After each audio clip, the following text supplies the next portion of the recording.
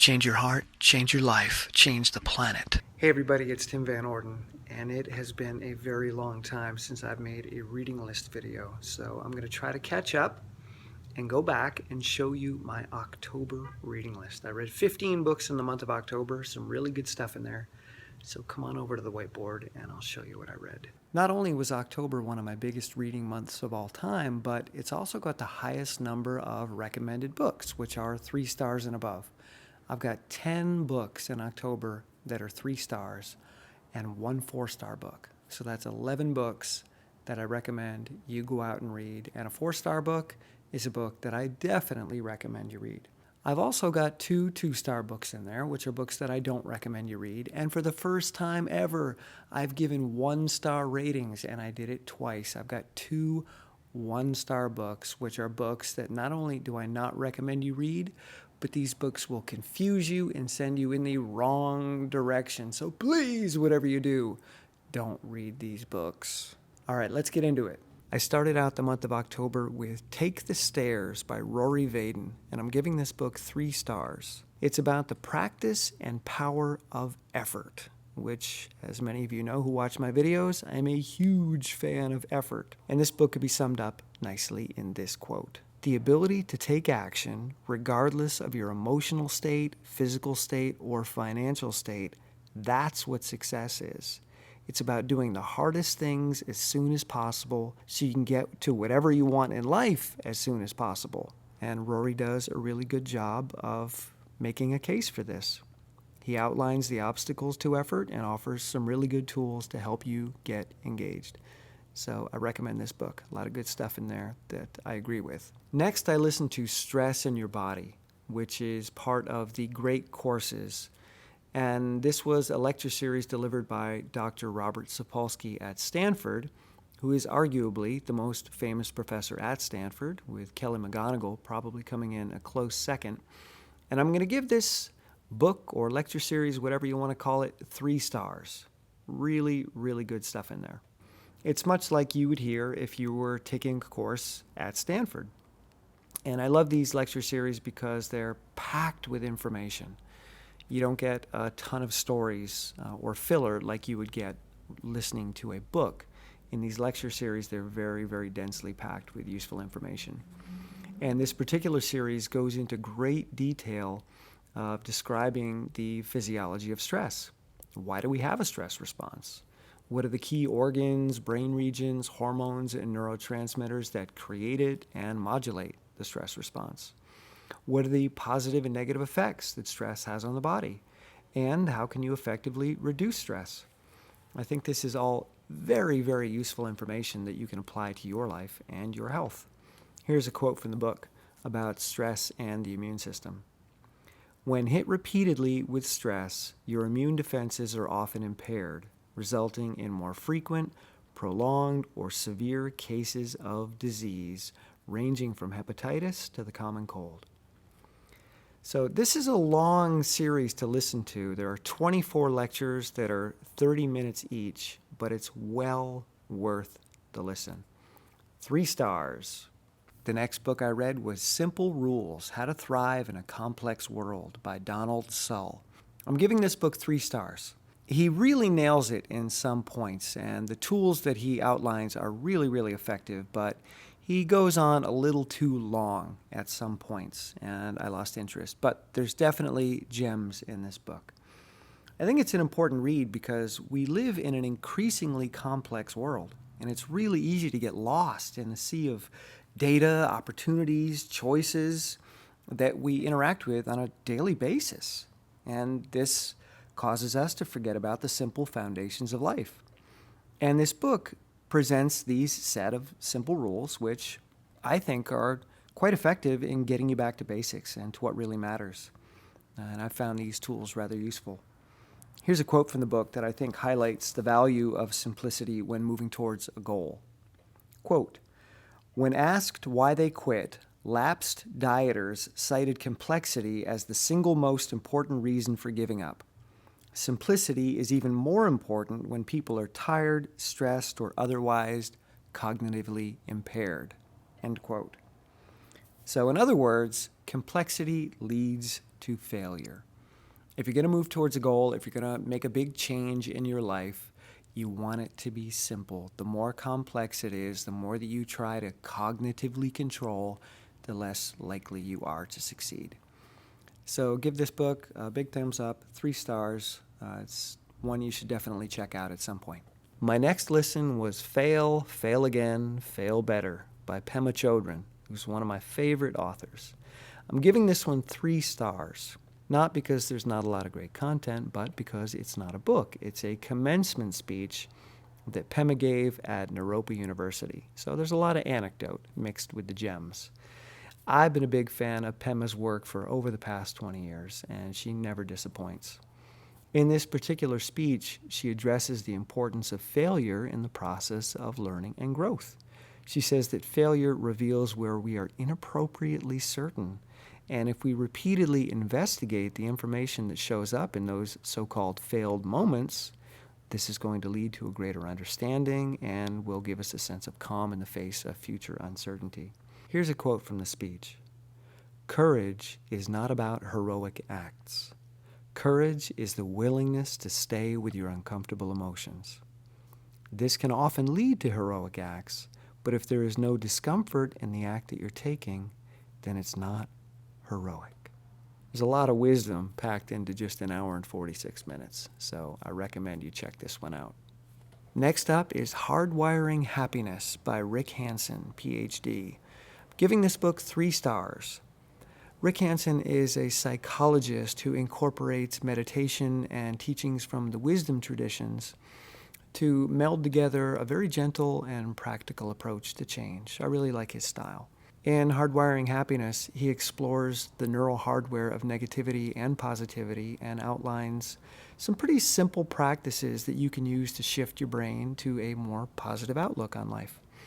By default, your brain is primarily negative, and that's just part of the human experience. Here's a great quote from the book that really speaks to the need for effortful practice when it comes to happiness.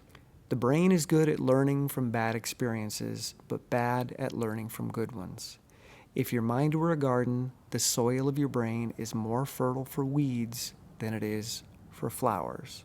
So give this book a listen. You're definitely going to get some good tools out of it that will help you to increase your level of happiness and decrease your level of negative thinking. Next up was Stuffology 101, Get Your Mind Out of the Clutter by Brenda, Avadian, and Eric Riddle.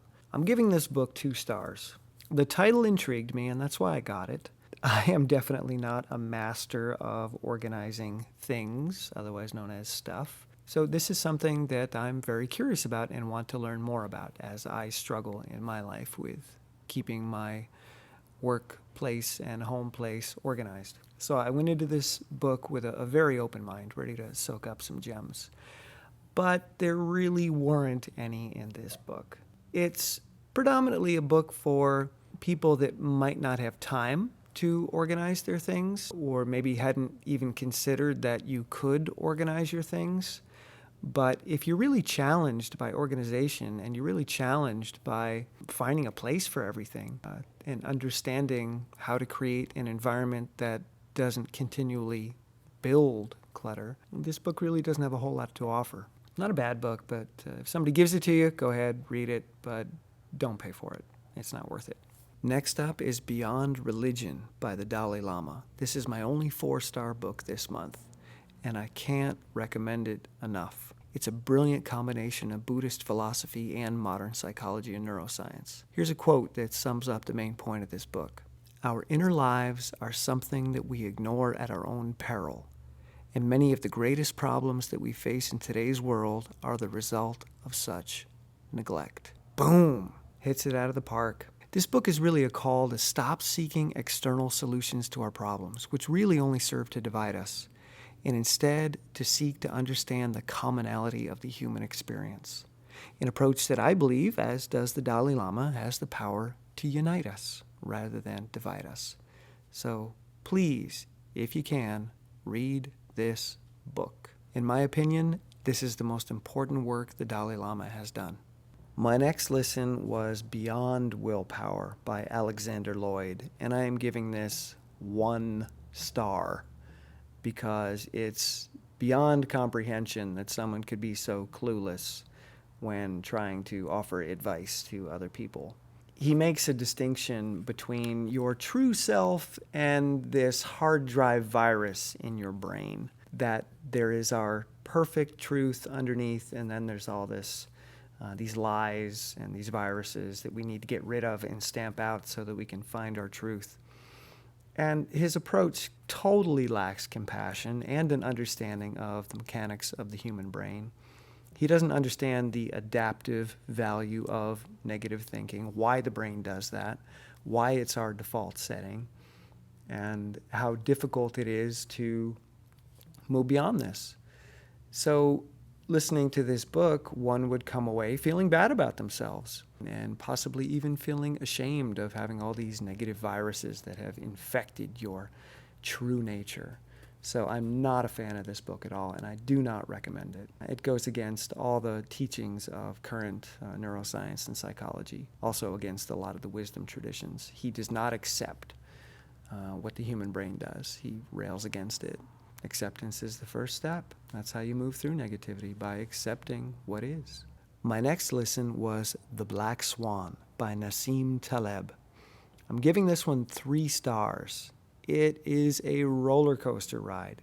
He rails against conventional thinking and the certainty expressed by our world's so-called experts. He believes that black swans, which are highly unlikely events, are not just statistical anomalies that can be conveniently ignored, like most experts do, but instead they're game changers that happen much more often than we realize, and that our sense of expertise is nothing more than hindsight and offers very little predictive value. I'd give this book 4 stars because there's some really potent gems in there, but he goes off on quite a few rants, and he can come off as dismissive or arrogant. But when he's not ranting, he nails the information. This is a very powerful book. Here's a quote. "It's not uncommon for people to use their personal libraries to show off all of the books that they've read. But what you know is not nearly as important as what you're willing to learn. Thus, a more impressive library would be one in which you possess a great number of books that you have not read yet, but that you intend to read. If you are proud of what you know, you are less likely to test that knowledge. But if your pride is based on what you're willing to learn, you will be far more flexible and adaptive in your thinking." So if you want a really intense look into the world of probability and statistics and certainty, I highly recommend this book. Next on my list is The Universe in a Nutshell by Stephen Hawking. I'm giving this book 3 stars. Not all of it is applicable to your life. In fact, most of it is not applicable to your life, but it was definitely worth listening to, and I got a lot out of it, and I think you may enjoy it as well, especially if you're curious about the frontiers of theoretical physics and the underpinnings in the universe. It's a much more accessible read than his other works, and doesn't require a full grasp of mathematics or physics to follow along. In fact, he spends a great deal of time explaining pretty challenging concepts in ways that are easy to understand. Here's a quote that was pretty powerful. "Because we claim to be intelligent, perhaps without much ground, we tend to see intelligence as an inevitable consequence of evolution. However, one can question that. It's not clear that intelligence has much survival value. Bacteria do very well without intelligence and will outsurvive us if our so-called intelligence causes us to wipe ourselves out in a nuclear war. So we may find primitive life in our galaxy, but we are highly unlikely to find beings like us." Next up was Fooled by Randomness by Nassim Taleb, second book on this list by Nassim. I'm giving this one 3 stars. It's another great read. Nassim describes himself as a skeptical empiricist. He focuses on the data and he doesn't sugarcoat anything. And if you could put this book in a nutshell, it's that much of life is totally random, and yet our brains are built to see agency and design everywhere we look. Life is simply not predictable, and we have a really hard time with that. And the reality is that randomness plays a much, much, much bigger role in life than we are comfortable or willing to admit. If you plan on reading his other book that I mentioned, The Black Swan, I recommend reading this book first. It outlines the fundamentals of randomness and certainty in a way that makes it easier to understand the Black Swan. And he makes a really compelling case for humility and collaboration in this book. So I think this book should be required reading for anybody seeking to run for political office or someone that wants to have a career in finance, where people are often very, very certain and cocky of how a particular market or stock or portfolio is going to do. And the reality is that these things are just really unpredictable. Here's some great quotes from this book. Past events will always appear less random than they actually are, and this is called the hindsight bias. Here's another one. You can mispredict something for your entire life and still believe that you'll get it right the next time. Bam! We'll call that one the Dunning-Kruger effect. Here's a final quote from the book. What is called courage comes from an underestimation of the share of randomness in things, rather than the more noble ability to stick one's neck out for a given belief. In my experience and in the scientific literature, economic risk takers are rather the victims of delusions, which leads to over-optimism. Their risk-taking is often randomness, foolishness. So if you want to better understand why things in life seldom go as planned, this is a great read to help you wrap your mind around the concept of randomness. Next up was Directional Thinking by Benjamin Chapin, and I am giving this book 1 star, and even that is a stretch. The whole time I was reading this book, my experience was that of rejectional thinking. I was so upset by the information in this book. It's the exact opposite of what Nassim Taleb talks about in The Black Swan and Fooled by Randomness. This book is based entirely on the hindsight bias, which I think is very, very dangerous. He tells the story of being 3 feet from gold, how these prospectors had been mining in this land for who knows how many years, and eventually they just decided to give up. Somebody else bought the land and the claim, hired some geologists, and found out that there was a vein of gold only 3 feet away from where the previous prospectors had been digging, and the new owners became super, super wealthy. So never give up on your dreams. You're only 3 feet from gold. That's called hindsight. How many people were 3 miles from gold or 30 miles from gold and kept digging and used all their savings and went bankrupt and bankrupt their families? He says that you're only a failure if you give up. But if you never give up, if you never admit defeat, then you're not a failure. He says that you need to be the person who sees into the future and sees what you want it to be. Total hogwash. This is the mindset of a gambler who keeps going back thinking that this is the time that I'm going to hit the jackpot.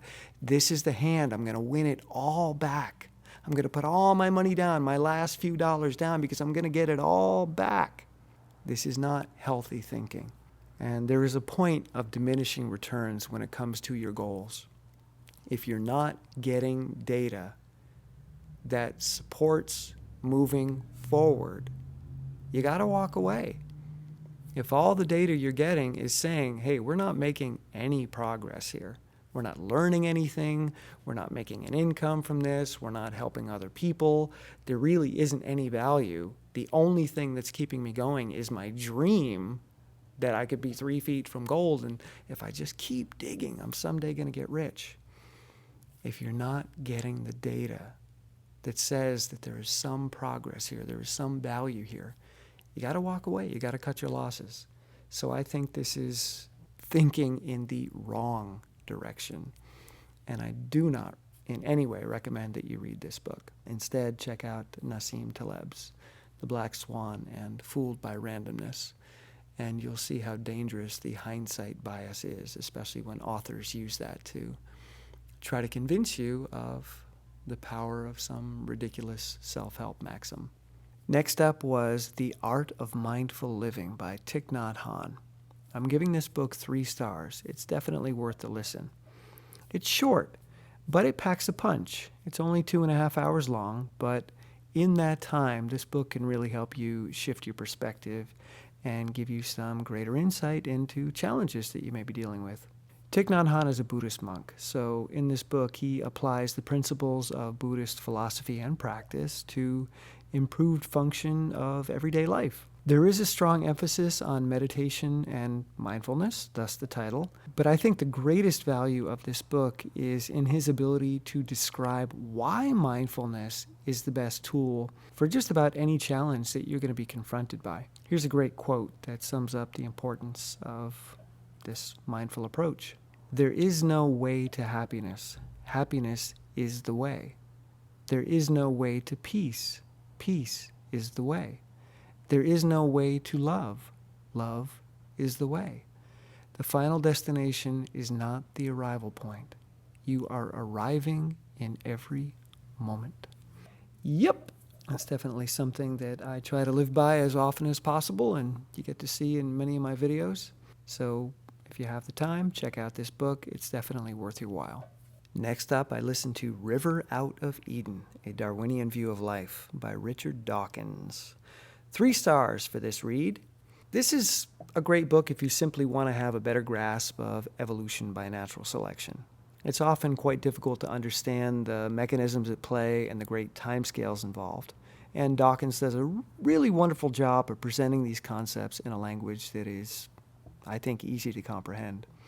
You're not going to walk away with any great life lessons from this book, but you will have a deeper understanding of life and what it means to be an organism driven by genes. This book takes his information from The Blind Watchmaker and The Selfish Gene and The Extended Phenotype and updates it. So there's a lot of really good, compelling information in here. Here's a quote that I find absolutely fascinating. You can be moved to tears by numbers, provided they are encoded and decoded fast enough. That's the magic of modern electronics. You can have a conversation with a lover over the phone and not realize that you are simply hearing numbers being encoded and decoded as they come over the line.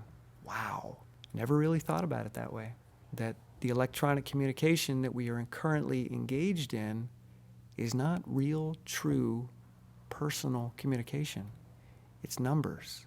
It's data being encoded and decoded, and then we hear the result of that and we think we're having an actual interaction with someone, and that just blows me away. And I think Dawkins was bringing up this point to illustrate how genes communicate as well, that they're really a form of digital media, sharing information back and forth between different bodies. If you're curious about evolution by natural selection, Dawkins is always a great place to go, and this is one of his better books on the topic.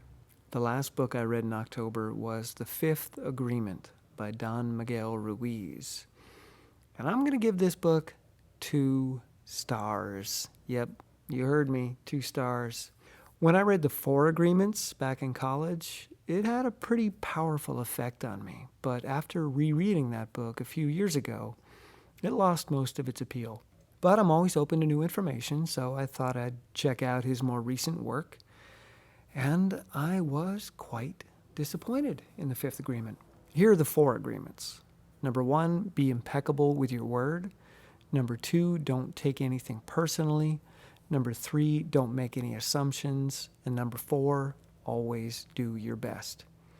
And those are a good idea a lot of the time, generally speaking, but there are always specifics that can make those rules fall flat on their face and actually become harmful or problematic.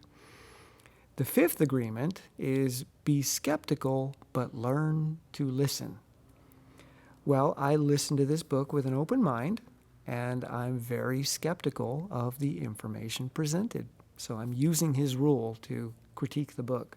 He's basically shaming us for having a fully developed adult prefrontal cortex, the most cognitive, aware, conscious part of your brain. And he celebrates the pure nature of children, which he believes is the truth that's buried inside of us all. That we had this original truth, and then through the domestication process that humans go through in their cultures, we lost it. And he creates this distinction between the true you and the false you, the true, pure, child-free you, and this false, adult, culturally domesticated you, which I think is a dangerous distinction to make because it sets people up to be self-critical and to reject the idea of self-compassion. Yeah, there are problems with societies. There are problems with different aspects of different cultures. Every culture has their issues. But that doesn't mean that the human brain doesn't seek these things out by default. When the prefrontal cortex develops, it seeks out culture, it seeks out connection, it seeks out ranking and linking identities inside of these cultures. And human beings engage in all kinds of crazy behavior. That's part of being a human being. The freedom of childhood that we witness, kids just running around playing, not caring about what they think or what they're wearing or anything like that until we tell them they have to, that is the result of these children not having fully developed prefrontal cortices in their brain. They're mostly primitive brain, but as we get older and our prefrontal cortex fully matures around the age of 25, we behave very differently. We have different skill sets, we have different desires, and we have different ways of interacting with each other and the world. That's part of being human. And he completely either just doesn't understand that, hasn't researched it, or simply rejects it because he believes in this strongly, in this information that there's a truth that is within all of us, and if only we can get rid of these shackles that bind us, we'll be free. But all the research says that self-compassion is the way to freedom, not self-criticism, not rejecting aspects of yourself or rejecting aspects of your physiology. The very brain that's doing the rejecting is rejecting itself. That's kind of ironic. Anyway, I think he should read some Thich Nhat Hanh. I think he'd be a lot better off if he were to sit down with Thich Nhat Hanh and have a conversation about mindfulness and acceptance. So 2 stars for the 5th agreement, and that wraps up the month of October.